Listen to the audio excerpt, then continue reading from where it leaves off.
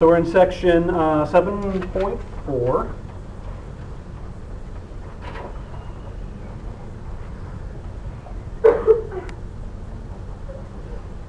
Surface area and volume of cylinders.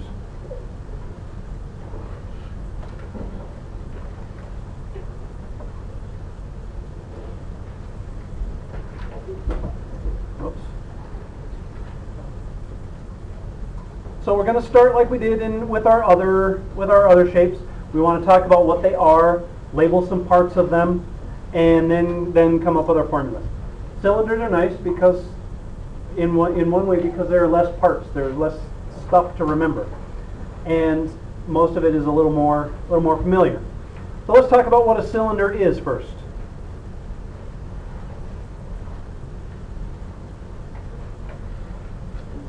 The important things about a cylinder is it has two bases.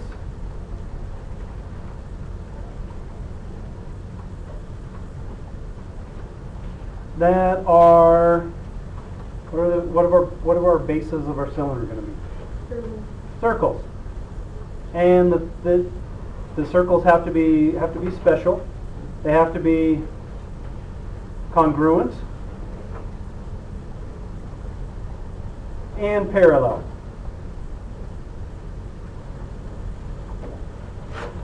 So what other shape have we talked about that had two congruent parallel bases?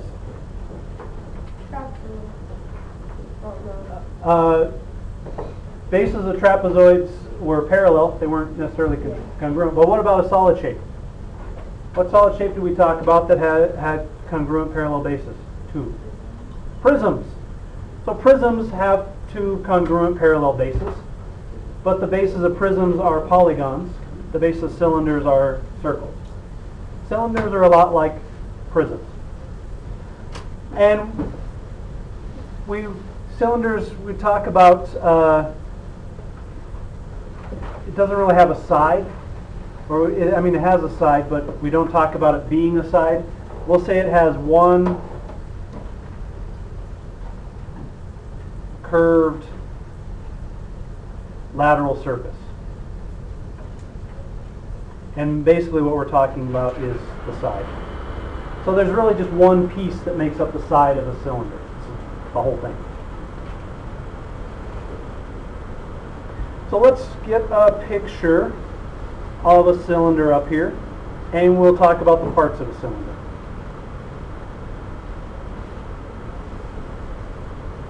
So grab a picture.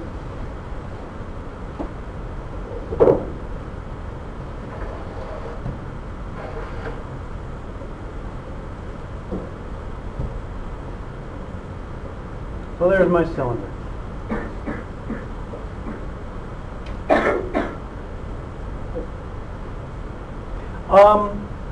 And if we were going to sketch a cylinder, what I usually do is just draw an oval,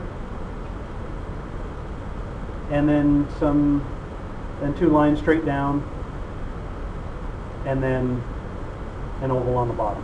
So that would be a sketch of a cylinder. So just like we talked about with prisms, we're going to say that this segment that goes between the two bases, between the circles, at a 90-degree angle, is the height or the altitude.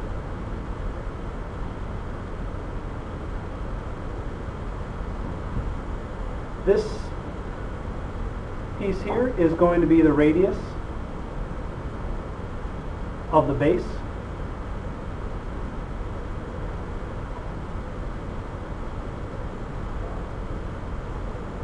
So our height, just like with prisms, is at a 90-degree angle between the bases.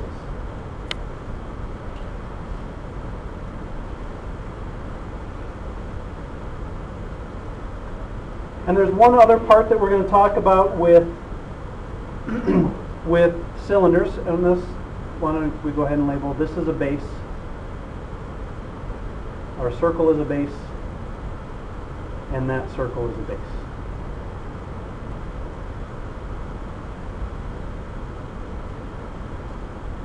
We're going to say that the axis of our cylinder goes from the middle of one circle base to the middle of the other circle base. So the axis goes from the middle, or the center. I guess we could say center and be a little more, use our vocabulary.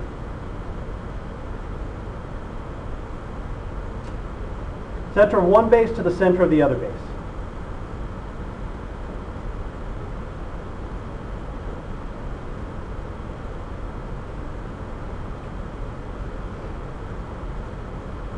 So this, on this picture, what we call the height or the altitude would also be the axis of the cylinder. And we say that if we have a right prism, that the axis makes a 90-degree angle with the base.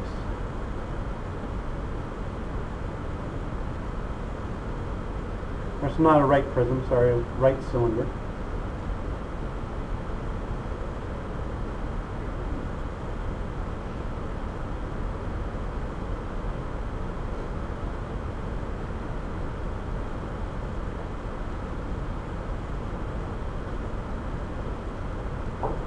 So this would be a right cylinder here, because the axis, the segment that joins the center of each circle, is at a 90-degree angle to the base.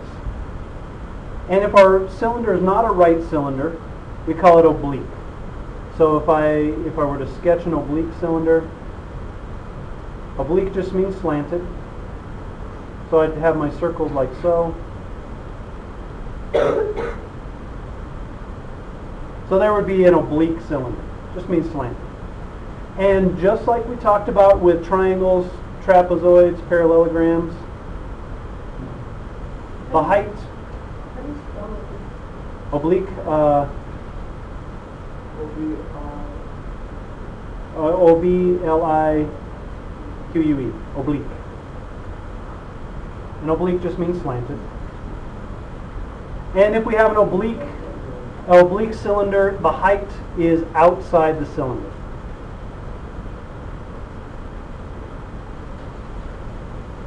But it still is at a 90-degree angle between the two bases.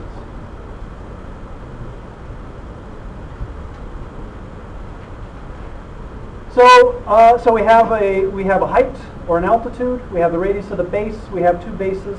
So there are less parts to remember for cylinders. Everybody good with our parts and what they are? Yeah.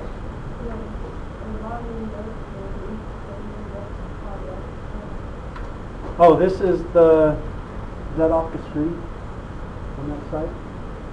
This is the height. So the height of the oblique cylinder is outside the cylinder.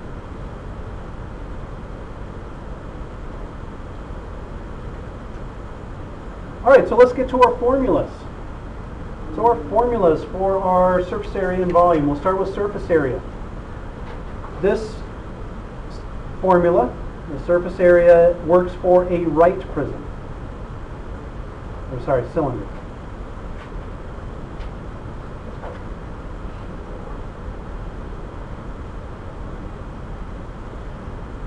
So the surface area of a right cylinder, we're going to say SA like we did before, surface area, equals 2 pi RH plus 2 pi R squared, unit squared, where R is the radius of the cylinder,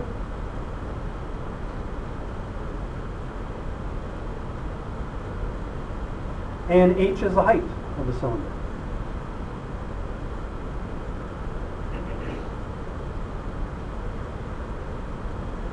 Now this looks like kind of a complicated formula, but it's really not that complicated.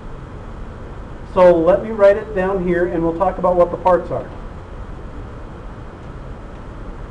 I'm going to write 2 pi R in red, and pi r, 2 pi r squared in blue. All right, so I'm going to take this piece of paper and turn it into a cylinder. So I'm just folding it around.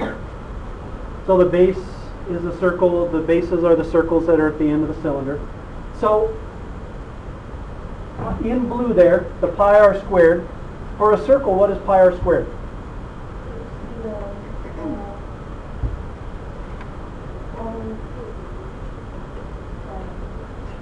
Pi r squared. Area, that's the area. So the 2 pi r squared is just the area of the 2 circles that make up the bases. The radius is r. So the area of one is pi r squared. 2 of them are 2 pi r squared. So this is just the area of 2 circles.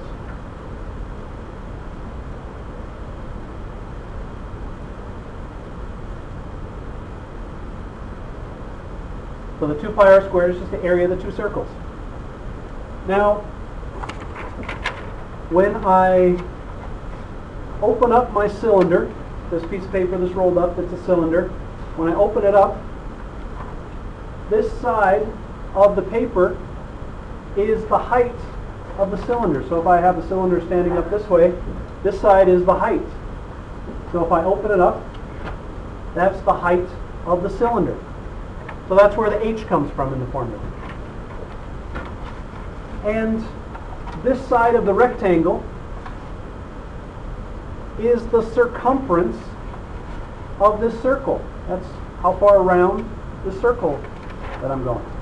So the circumference of the circle is one side of this rectangle, and the height is the other side. So the 2 pi r is just the circumference of the circle.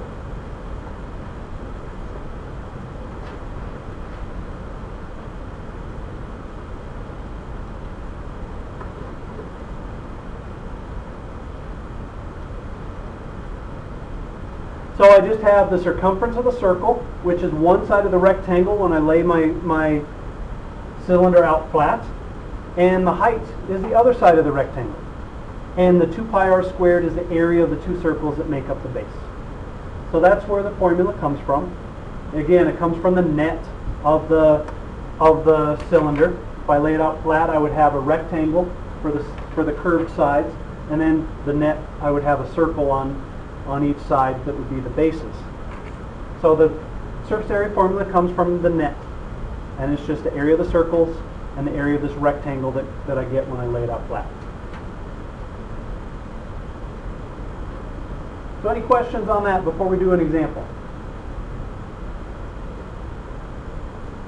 Okay, let's look at an example using this formula. So we have a right cylinder.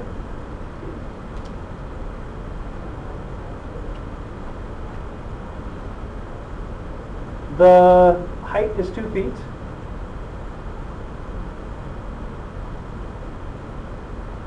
And the diameter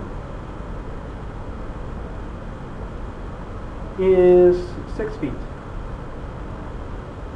We want the surface area. So I'll draw a quick picture of this cylinder. So there's my cylinder. It tells us the diameter is 6 feet, so it's 6 feet here, and the height is 2 feet. And this is not to scale, because if it were 6 feet across and 2 feet high, it would be really squished. All right, so our formula, the surface area, is 2 pi r h plus pi r squared, 2 pi r squared. What's our radius here? 3 feet. The diameter is 6, so the radius has to be 3 feet. The height we know is 2 feet, so we're almost done now. So the surface area is 2 times pi times a radius which is 3, times the height, which is 2. Are we always just going to use 3.14? I'll talk about that in just a second. Plus 2 pi, and the radius is 3 squared. So I'm going to write this as 3 times 2 is 6, times 2 is 12. 12 pi, 3 squared is 9, times 2 is 18, plus 18 pi. My exact answer, 30 pi square feet. So because we're working with pi, we can talk about exact answers or answers in terms of pi, or we can multiply it out and get a decimal. Normally you can just use 3.14 for pi. Or if your calculator has a pi button, you can use your pi button. So this is going to be, when I multiply this out, 30 times pi, I get about, and I'm going to put a squiggly equal to mean approximately, 94.25 square feet. So our exact answer, we leave everything in terms of pi, we don't multiply it out. 12 pi plus 18 pi is just like adding 12x and 18x. We just leave the x's alone and add the numbers. Questions on the example? Just like other problems that we worked in the past, if you have the surface area and they ask you to find the height or they ask you to find the radius, plug everything you know into your formula in the right place and then solve for the part that you don't have. So if you're working the problem backwards, essentially, put all your numbers into your formula and solve for the part that you don't have. We've done lots of problems like that by now. Same idea. Plug in what you know, solve for the part you don't know. Yes? So when we get questions, do we have to use the answer 25? Or Wait, so do is we that use that all the time, or do we This one. take it out all that's the time? 25? Yes. In terms of pi means I leave the pi there, I don't multiply it out. And then exact is 94.25. No, this is exact. Oh. This is approximate. Same thing? What's that? Exactly in the pi is the same thing? Yes. Yes. Because when I write the symbol pi, that is pi with all its infinite decimals. So this would mean it would have all the infinite decimals included. But the problem will ask you leave it in terms of pi or give an approximate answer rounded to the 10th or something. If it doesn't ask you, then either one works. I would take either one if it's not specific. Okay? All right. The volume. Volume of any cylinder. So our first formula works for a right cylinder, our surface area formula. The volume formula works for any cylinder. The volume is pi r squared times h units cubed. R is the radius of the cylinder.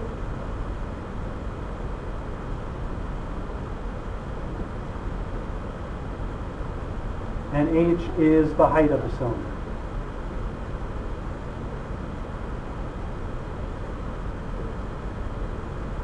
So there are less parts to remember for the formulas for a cylinder. All we really need to know is the radius and the height for either one of the formulas. We don't need any extra information. Now, before we do an example, let me rewrite this. I'm going to write pi r squared times the height.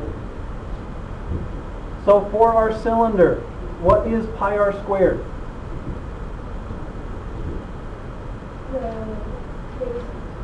That's the area of the circle that makes up the base. Pi r squared is the area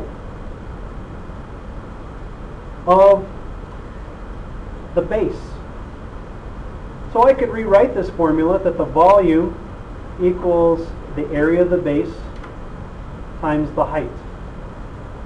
What other shape have we talked about where is the volume formula the area of the base times the height?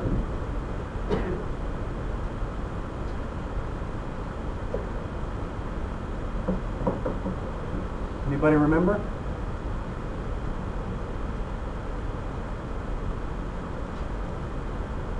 That's the same formula as for a prism. The area formula for a prism is the area of the base times the height. This is the same as a prism.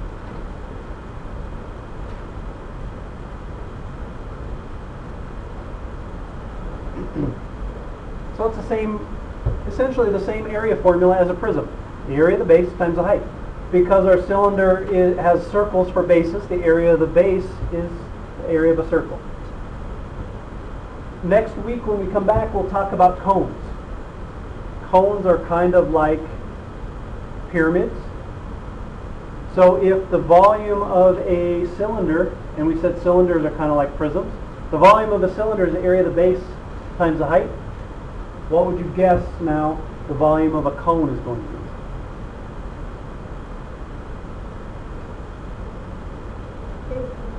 Base times height, but cones are kind of like pyramids, divided by 3. So cylinders are like prisms, cones are like pyramids. So it turns out that the volume of a cone is going to be the area of the base times the height divided by 3, just like for our pyramids. So cylinders are kind of like prisms, cones turn out to be kind of like pyramids. All right, let's look at an example, and then we will be done.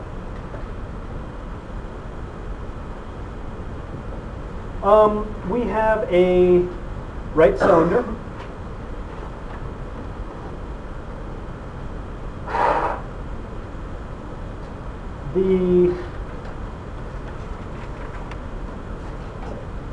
Let's see, the height is 4 feet. And the diameter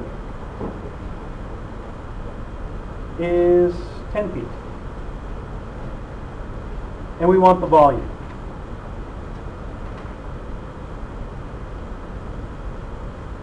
So if I draw a picture of this cylinder, you'd have something like this.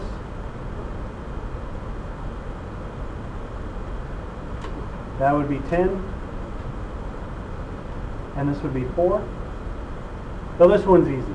The volume, pi, what's our radius? 5. Pi times 5 squared times the height, which is 4.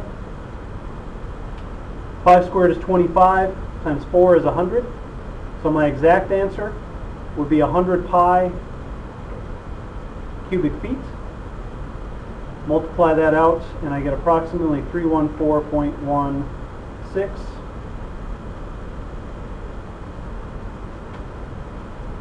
cubic feet if I round to the 100.